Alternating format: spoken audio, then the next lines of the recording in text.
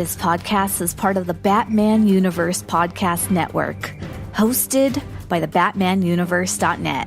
Check out everything related to Batman and the entire Bat family at the BatmanUniverse.net, including news and original content related to comics, movies, television, merchandise, video games, and more.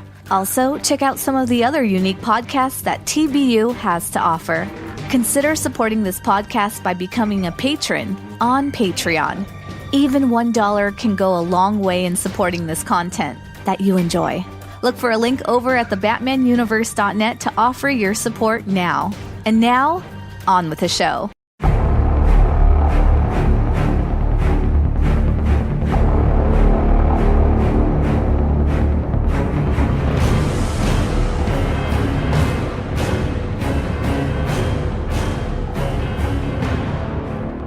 Greetings, Gothamites. Layne here. Welcome to episode 10 of Batman Books The Dark Knight in Prose, where the only pictures are those formed in the imagination. Today is part 1 of book number 2. And a reminder, book number 2 is Batman the Ultimate Evil by Andrew Vachss. I mentioned several months back that my goal is to alternate novelizations with novels. Right now, this pertains to live-action movie novelizations. Another type of novelization we'll come across with Batman will be novelizations of graphic novels, of the video games, and some of the animated movies. My plan to keep things kind of mixed up is to do an alternating schedule of a live-action movie novelization, a standalone novel, which book number 2 is, and then do another novelization of something that's not a live-action movie. And you can send questions, suggestions, feedback to batmanbooks_DKP at Twitter or darkknightprose@gmail.com. Remember, that's night with a K. So I have a couple of notes about book number 1, the 1989 novelization of Batman, that I want to touch on before we leave book number 1 behind and move on to book number 2. When the Batman Universe posted episode 8 on Twitter, John from the podcast team Married with Comics with John and Maggie tweeted, "I was completely and totally into the hype of this movie. I bought this book off a spinner rack at a drugstore the day before the movie came out in the neighboring town, and read it twice before I saw the movie. I was also addicted to novelizations." I had to ask, I'm curious now, did you see the movie the day it came out? If so, I will be highly impressed that you read the novelization twice in one day. He replied, probably more like 1.5 of it. This would not be an unusual task for 15-year-old me. I did little else between the time I bought it and the time I went to the movie the following evening. It became so ingrained in my head that for years, I Mandela affected my way into being absolutely certain I had seen "These flowers are dead, you soon will be too" in the movie itself. 1.5 times in one day is still highly impressive, and I adore that John used the Mandela effect as a verb. If you've not heard of the Mandela effect, you should look it up. It's a little spooky. And if you've heard any of my podcast promotions that I play sometimes, either Monsters Among Us or Nocturnal Transmissions, I definitely have a side to me that likes the spooky. But yeah, John and Maggie, thank you for the conversation we had on Twitter. That was quite amusing. So, since this is the first part of this book, I'm going to do a segment about the author. And in my show notes throughout the duration of this book, I'll have links back to the author's web pages. So about the author, Andrew Henry Vachss, and thankfully he has a pronunciation guide for that last name of his, is an American crime fiction author, child protection consultant, and attorney exclusively representing children and youth.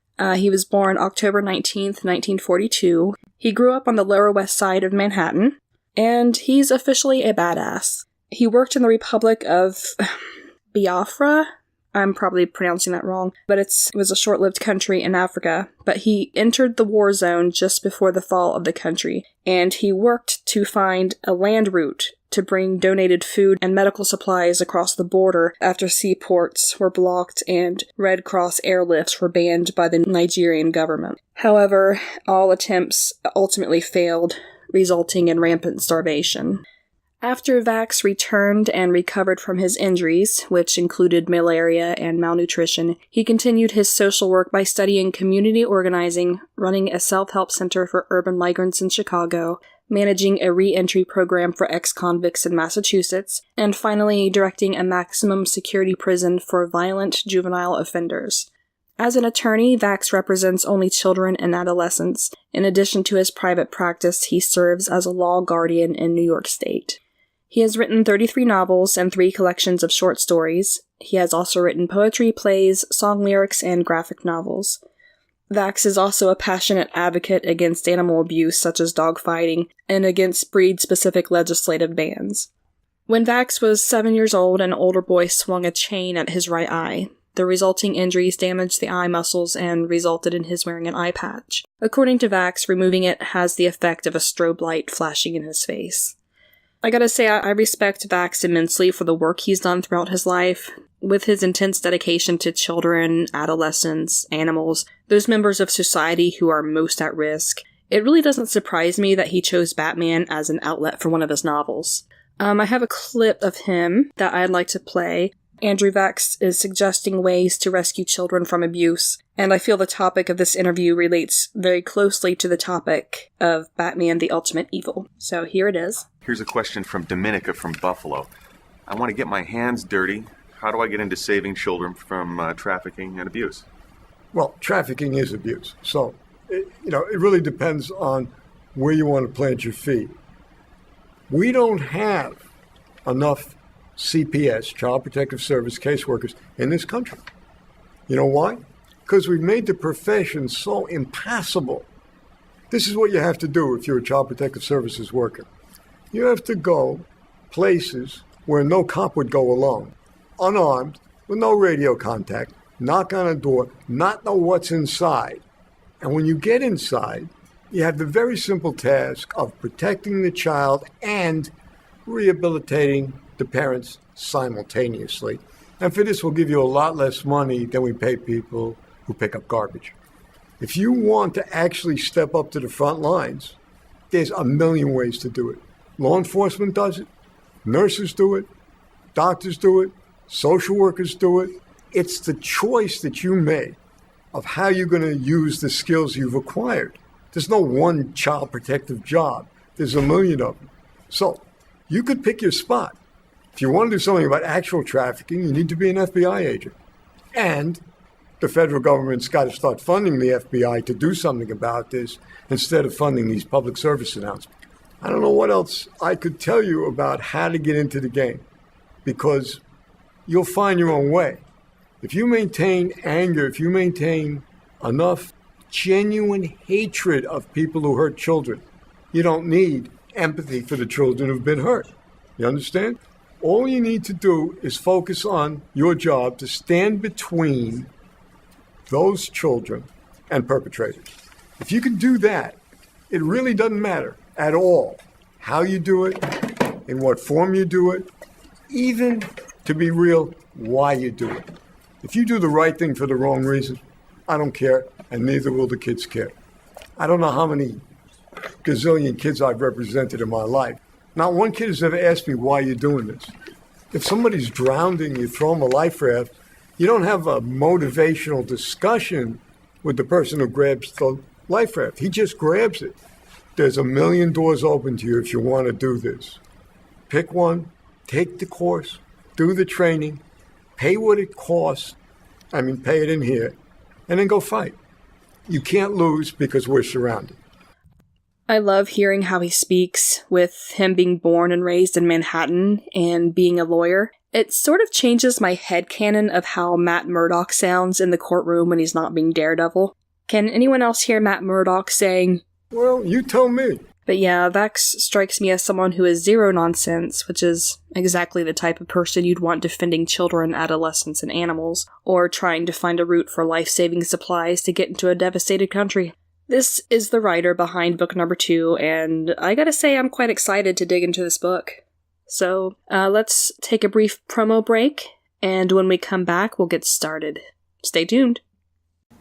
Hi, John. Hi, Maggie. I'm still wrapping my brain around the fact that we're married. Me too, but I wouldn't have it any other way. Aw. Oh, hey, I was looking at these old comics and I noticed that there's Hold that thought. Why don't we talk about it on our podcast? We have a podcast? It seems like the logical next step. We get married, we change our names, we combine our comic collections, we start a podcast about comic books. Well, I can't fault your logic, but there are plenty of podcasts out there already. Do you really think we'll have anything new and interesting to say? Oh, I think we'll manage. Welcome to the Married with Comics podcast, where we constantly up. It goes from Marvel Girl to Phoenix to Marvel Girl to Jean Grey to Phoenix to Dead. And then apparently he's so consumed with his own thoughts that he runs right past 3 monkeys in the alleyway. A brainwave camera took a picture of that guy's head. A brainwave camera. And Ben's just basically, whatever you gotta do to stop the commies, Nick. So join us at the Married with Comics podcast, where 2 newlyweds with a love for comics intelligently, critically, and thoughtfully discuss comic books. Also listen as we goof around, make jokes, and make fun of John for mispronouncing names. I do that a lot. Sometimes we'll pick a topic and review and discuss comics that relate to the topic. And sometimes we'll pick up a comic and see what discussion topics come up. And sometimes we'll spend an entire episode talking about how much Maggie loves Batman. The only thing that's almost as strong as my love for you is my love for Batman. The Married with Comics podcast, available directly on our site at marriedwcomics.libsyn.com, on iTunes, and wherever good podcasts are found. Also, check us out at Facebook at the Married with Comics podcast. We've got everything you need. All right, welcome back. The unfortunate thing about this book is the chapters are not numbered. I did a quick count through. It looks like it has 20 chapters, so more than likely every episode will cover 2 chapters at a time. Best I can do then is just kind of give page numbers. I have the hardcover edition, but I don't know if that will differ or how much it will differ from the soft cover. Nothing else, just do the best you can. All right. Okay, even before we get into Chapter 1, Scene 1, there's a little introduction that I want to read. If Paris is the city of light, what then is Gotham? From its downtown government center where buildings crowd each other like subway passengers, to its midtown glitz of luxury hotels and 4-star restaurants casually dispersed among ultra shops, to the uptown splendor of its high-rise co-ops and condos, Gotham stands as an international symbol of cosmopolitan success. Airline pilots love to bank low over the city before landing at Gotham Airport, treating the passengers avidly lining the windows to the magnificent skyline. Viewed from above, Gotham by night resembles nothing so much as a ribbon of diamonds artfully arranged on a pad of deep, rich black velvet. But closer to Ground Zero, the view changes. The black velvet has an illumination all its own, the cold garish neon of the sex industry, the feverish light in the dead eyes of desperate drug addicts, the inadequate streetlights creating pools of shadow in which muggers patiently wait. Deeper down in the crosstown depths of the city, the only light is artificial, as man-made as evil itself, and the only language spoken is the unspeakable. Wow.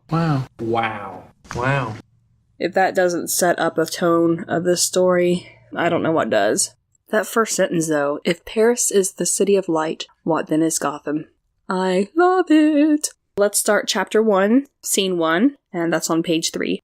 The mid-rise apartment complex stood proudly just inside the ribbon of light, 2 blocks over from the crosstown darkness.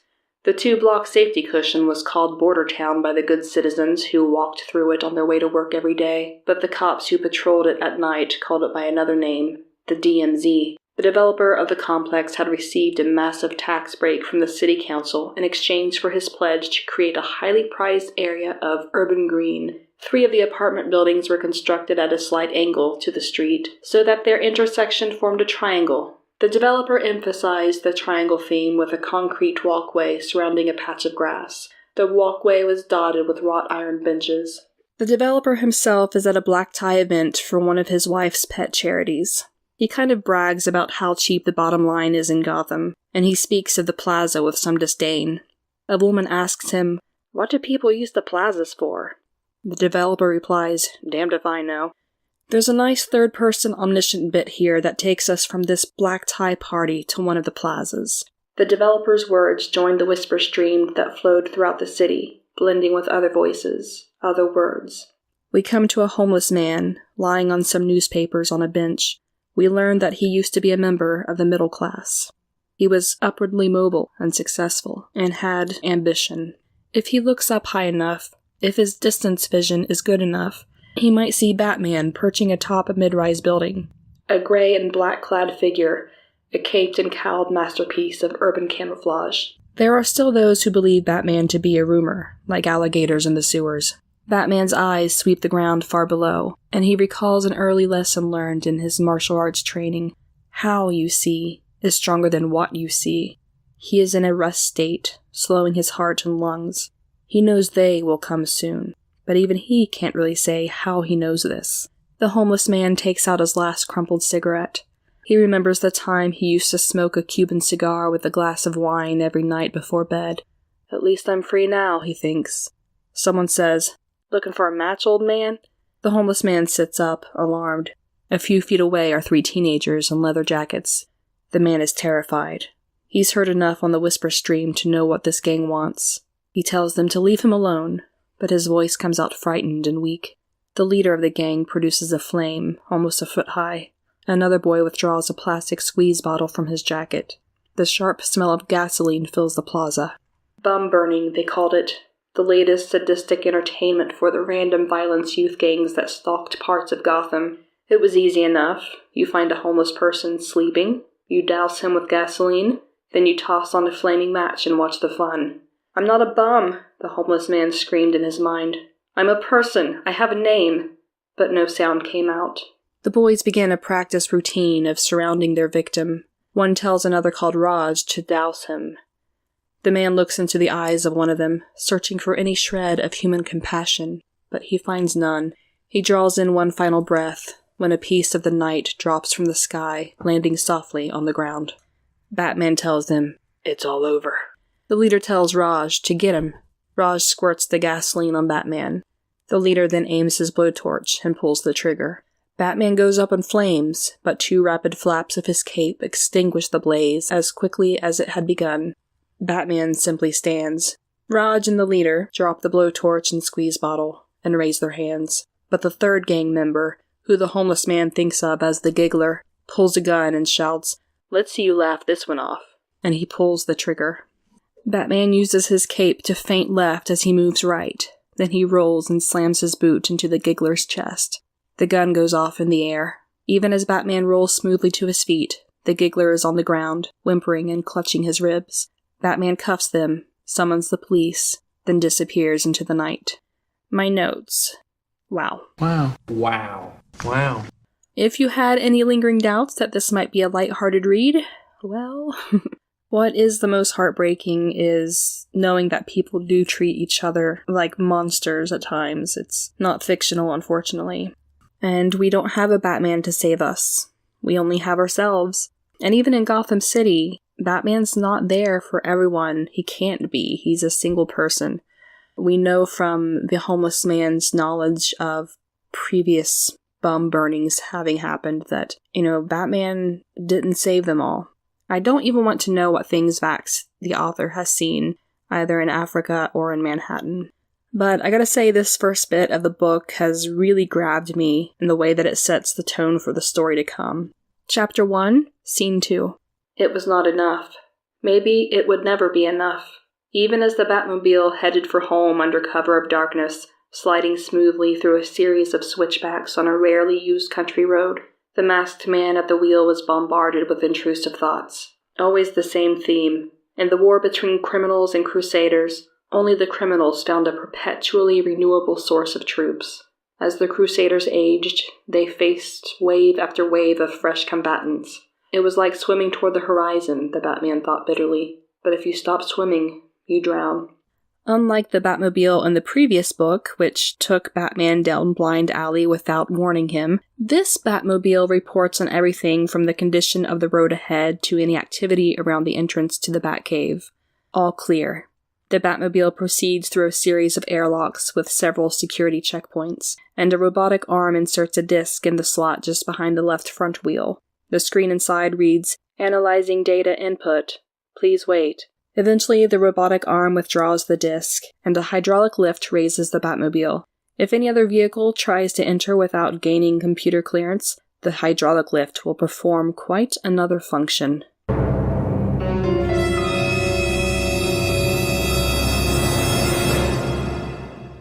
Inside the Batcave, the vehicle's canopy retracts, allowing Bruce to climb out. He starts toward the elevator that will take him out of the Batcave and into another life.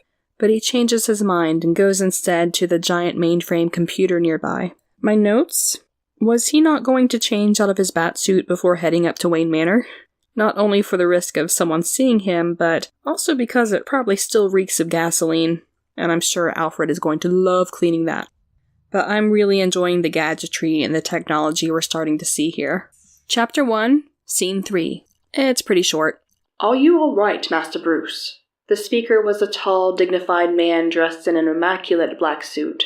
He was gently shaking the shoulder of the Batman, a look of deep concern on his patrician face. The Batman snapped awake. I'm fine, Alfred, he said. I was just doing some data analysis. I must have fallen asleep. You came in almost 3 hours ago, Alfred said. I marked the time when the indicator lights flashed upstairs. I wasn't worried at first. The computer that monitors your vital signs whenever you return showed no problems. But when I didn't hear from... It's okay, my old friend, the Batman said. I guess I must have gotten lost in my thoughts, that's all. The same thoughts? Alfred asked. Yes, the Batman said, tilting back his cowl as he spoke. But I'm fine. A couple of hours sleep, a quick shower and a shave, and I'll be right on time for the museum opening. Whatever you say, sir, Alfred replied, obviously dissatisfied with the response. The Batman opened his mouth as though to explain, but snapped it shut as Alfred turned his back and exited the cave. My notes? We don't often see Alfred summoned, do we? He's usually just there. On that note, I'm a bit surprised he waited 3 hours before going down to check on Bruce. And we know Bruce doesn't sleep much, but when does Alfred sleep? Perhaps that's why it took him 3 hours to go down there. He needed a nap too. So that's actually the end of Chapter 1. I thought a little something I might try for book number 2. We'll be giving a fun fact for every chapter. Fun fact about hydraulic machinery. Joseph Bramah patented the hydraulic press in 1795. And that's a lot older than I thought it would be. Alright, promo break. We'll be back. Hello everyone, this is Pax, and I'm your host for I Read Movies, the podcast all about movie novelizations. Every month I read a classic movie or TV novelization and get on here and discuss it with you. I talk about who wrote it, I talk about when it came out, I run down all the changes, additions, and oddities featured in the book compared to the movie or TV show that is novelized. I've covered such classic novelizations as the original Indiana Jones trilogy, Back to the Future, Gremlins, The Lost Boys, Predator, Jaws the Revenge, and Lethal Weapon. Do you want to know about the nuclear bomb strike in Back to the Future? Or how about all the voodoo in Jaws the Revenge, or the mini cannonball run that happens in Lethal Weapon? I talk about all these things each month on the I Read Movies podcast. I read these books so you don't have to. Get it on Apple Podcasts, Stitcher, and Google.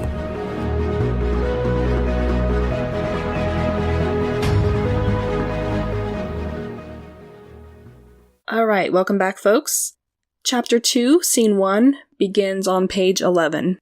The Gotham Museum was celebrating a new wing by holding an exclusive viewing before it was open to the public.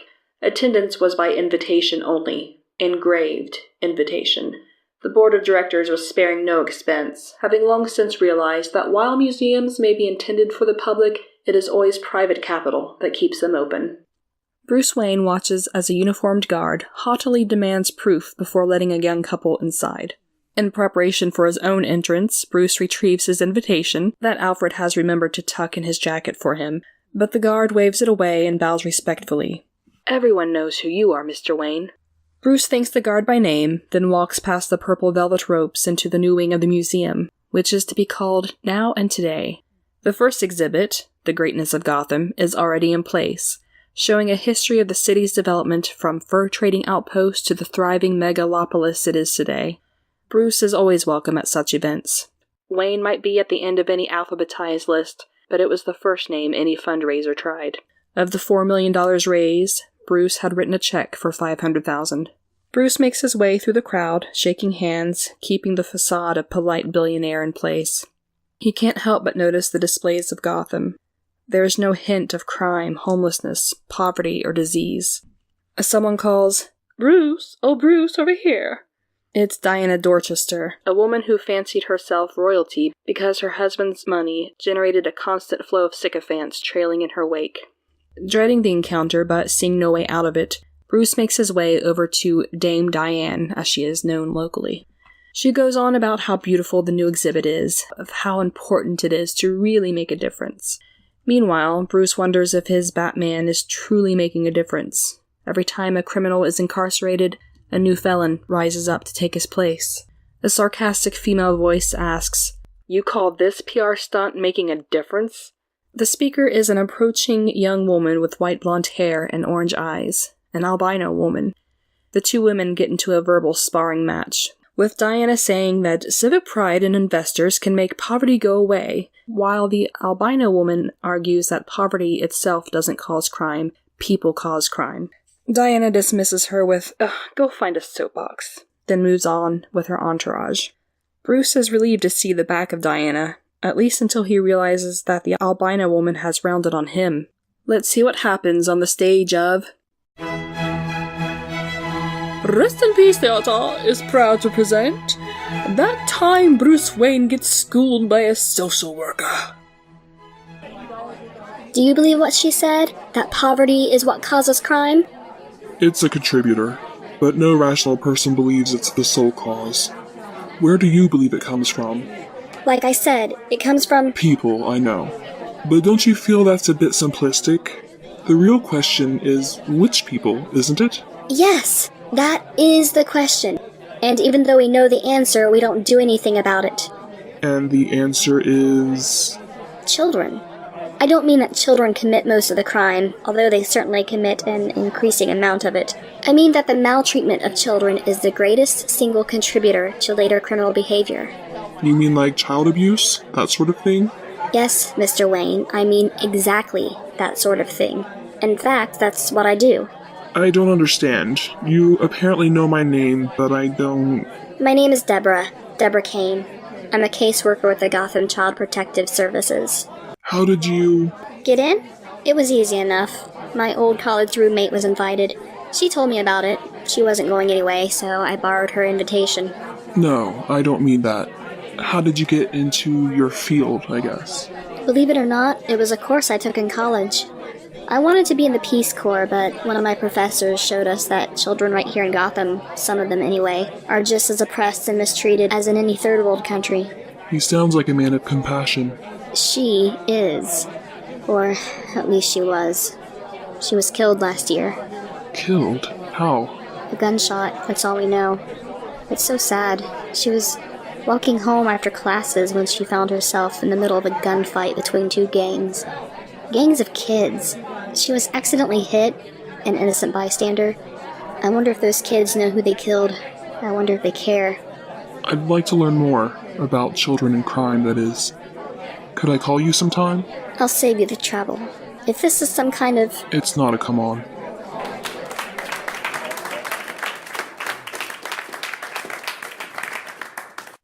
The woman regards the man standing in front of her. The man who spent more on the suit he's wearing than she earns in a month. Without another word, she writes a telephone number on the back of her engraved invitation and hands it to him. The Batman's alter ego bowed gravely, as to a martial arts instructor. The albino woman returned his bow. Then she turned her back and walked away. My notes. That was an interesting scene. I think we're going to learn about a lot of what the author Vachss learns through her as a character.